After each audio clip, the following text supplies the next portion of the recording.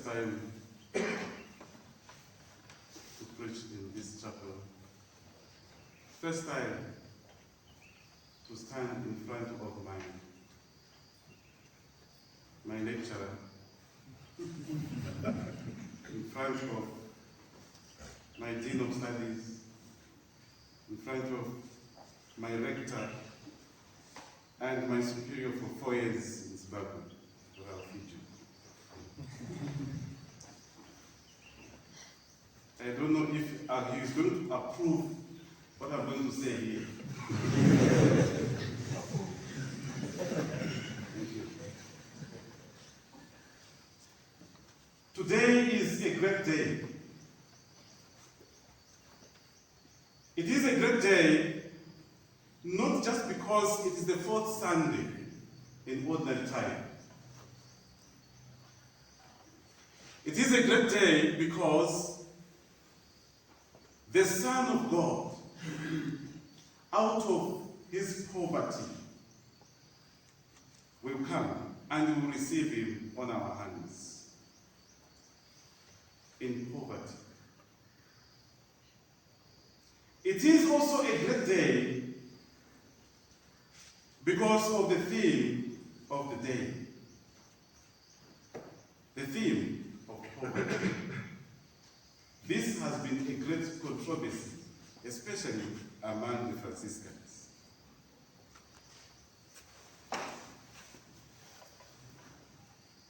On this great day, let us reflect on poverty. In my own experience, poverty is bad.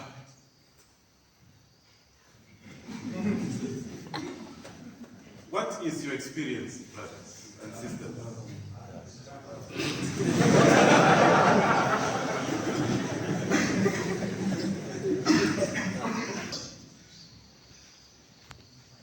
I've seen people dying because they had no money to buy medicine. Poverty is bad. In case you're not aware.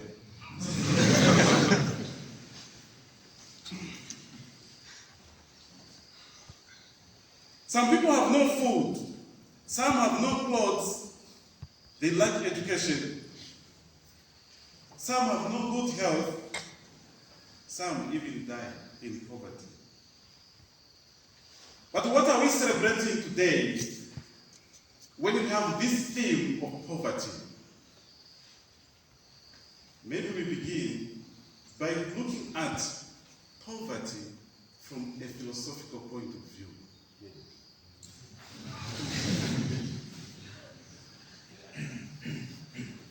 How can we philosophically talk about poverty? Our brother Immanuel Kant, he talks about the phenomena and the noumena. So here, when he talks about the phenomena, he's talking about the appearances of things, the way we see things, the accidents of things. And in the noumena, he's talking about the reality itself, the substance. And when we talk about poverty in this way, on the phenomenal part, we see many people trying to understand what poverty is. And they will buy cheap clothes. That's the phenomenon. So poverty appears that way. Someone buying an already torn shoe. That is the appearance of poverty. It appears that way. You go to feasts and you find Franciscans at the end of the queue to get food. They will stand at the end and complaining in their hearts that the line is not moving. That is how poverty appears. It's not the reality of poverty. Get to the noumena of poverty. In a school like this, you find the brothers comfortable getting low marks, saying we are Franciscans. Well, out of humility, they accept. Humble friars.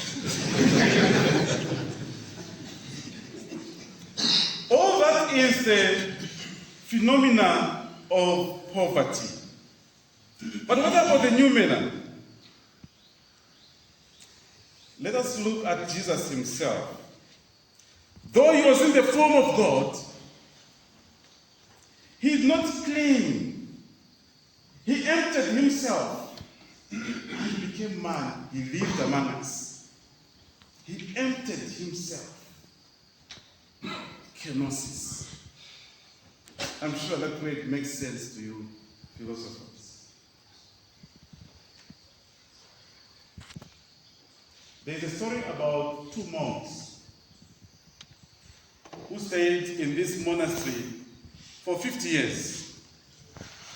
And one day, whilst they were having breakfast, they were sitting at table, two of them.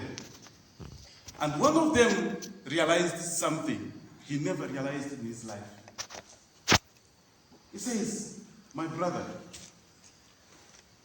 there is something not normal here.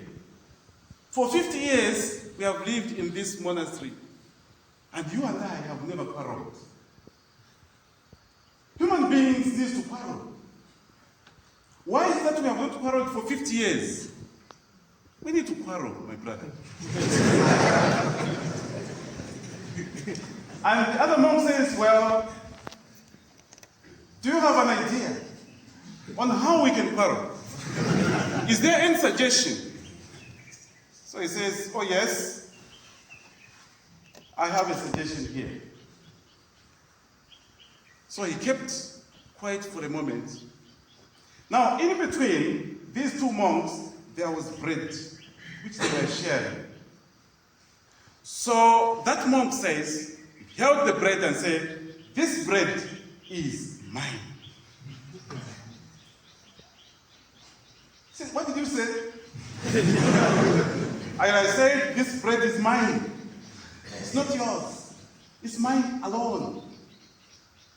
So the other monk says, okay, since you said it's yours, take it. They failed to quarrel again. Kenosis is about detachment. Poverty is about detachment. And when you look at Jesus himself, from his riches, he had everything in heaven. But he came in poverty to save us. Out of his riches. He did not denounce his riches, but he used his riches. He emptied himself, became poor, so as to make us rich. So poverty is about empowerment. Take note, brothers and sisters. Poverty is about empowerment.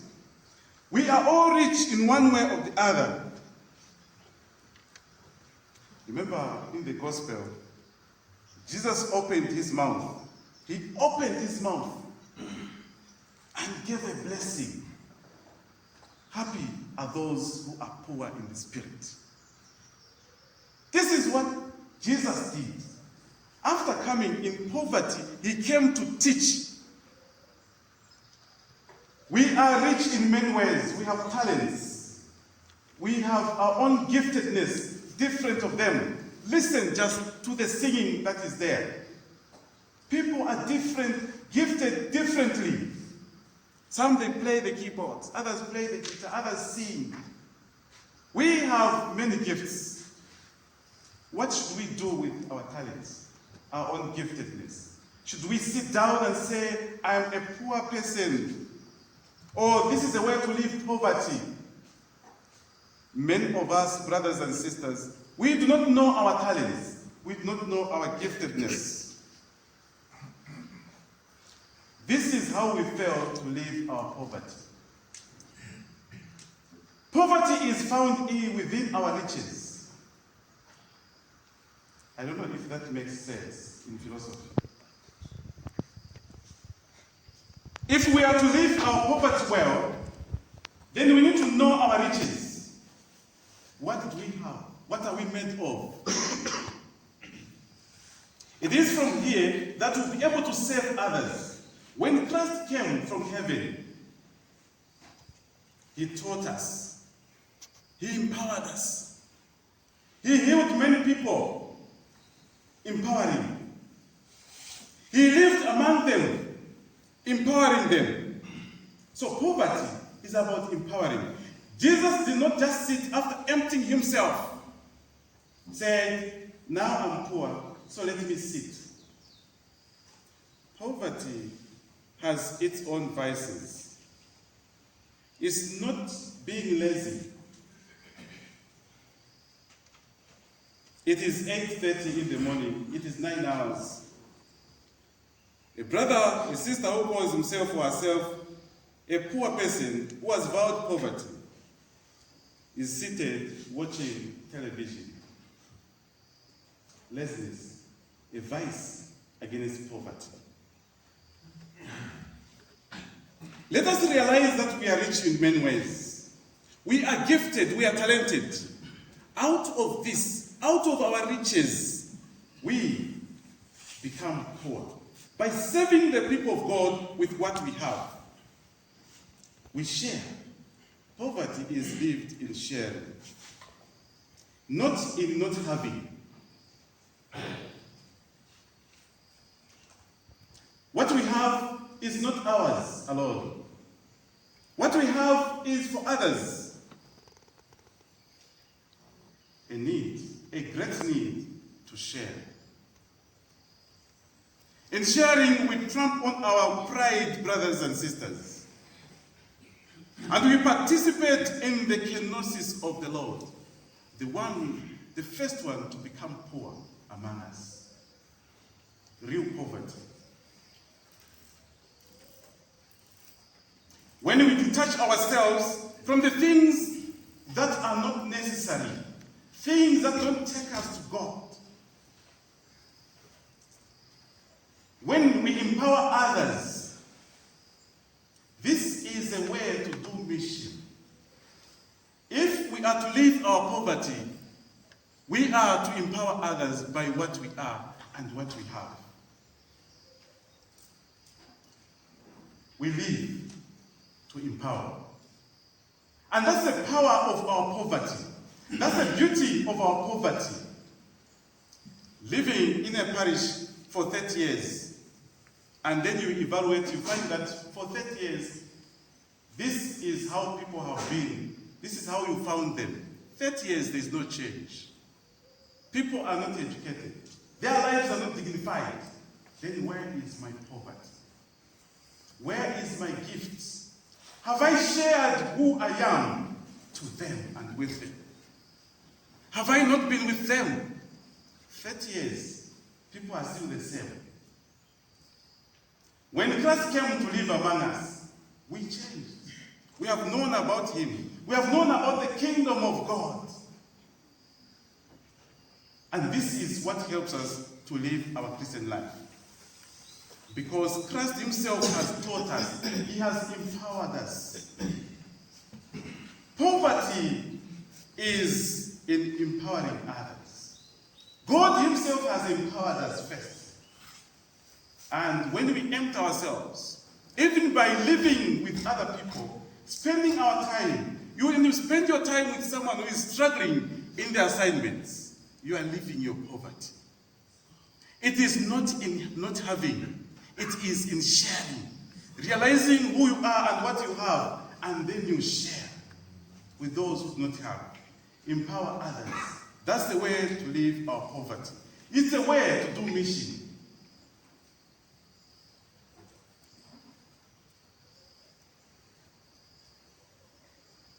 A Christian a story of a Christian girl and a Jew boy, gentleman. They discovered that they were in love and wanted to marry. And so the mother to the girl says, you know what to do?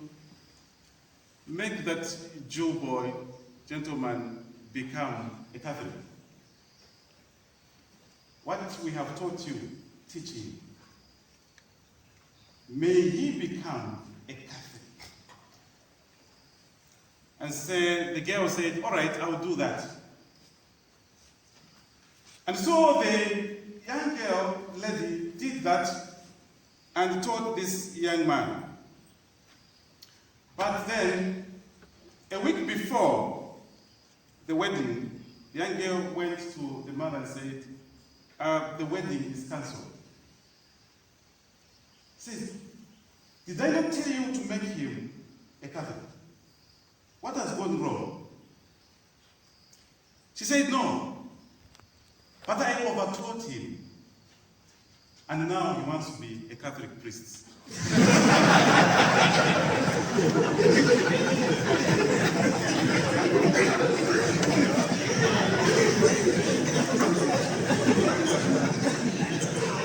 The way to poverty, living in our poverty. In life, there will be something that claims you. Sometimes it is lessness that claims us. And lessness will tell you, you are mine. Just sit down. You don't need to work around. You are tired. Sit down. You are mine. Sometimes it is selfishness. And that becomes also a vice to poverty. You don't need to share. This is yours. Take it. It's yours alone. A vice against poverty. What is it that claims you, brothers and sisters? There is something that claims you to say you are mine. What is it? And that is what makes you not to live your poverty well. What is that? Or who is that? Who claims you are mine? Has someone ever told you that you are mine? What was the experience? Now, as we live this life, that voice is ever there, every day. There is something, there is someone saying, you are mine. And so it will be even at the end of time. There will be two voices. Just like those voices, they are there every day in our lives. Even today. Even as you are sitting and I'm standing here, someone is calling, someone is telling me, claiming, you are mine. This is how some people find themselves in heaven. When they realize, who is saying you are mine? This is how some people find themselves in hell.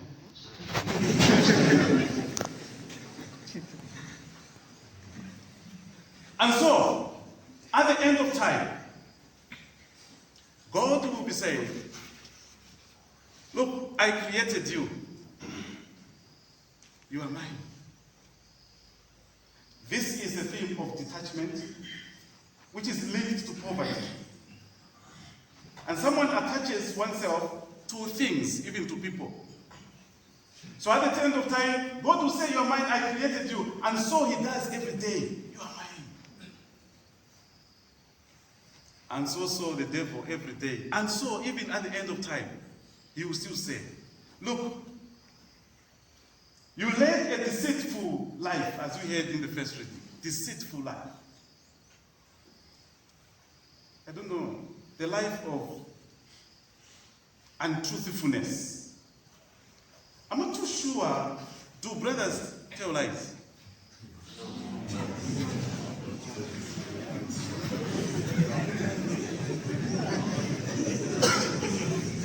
So at the end of time, the evil one will say, remember when you told a lie? You were participating in my kingdom. You have been mine throughout your life. Why do you want to change goals? Why do you want to change position? Maintain the WhatsApp group. You are mine.